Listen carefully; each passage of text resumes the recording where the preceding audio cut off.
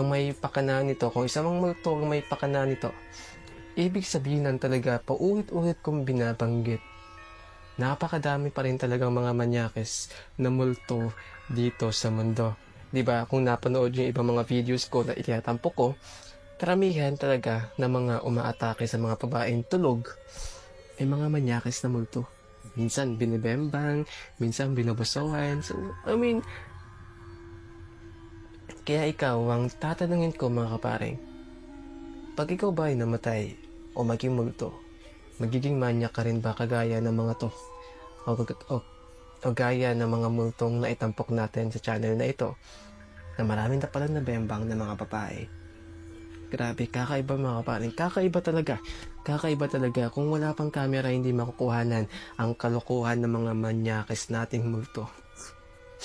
Yun lang, huwag niyo munang kalimutan na mag-like at subscribe sa ating YouTube channel na kasi matagal na itong patay. Sana mabuhay ulit. Bye-bye!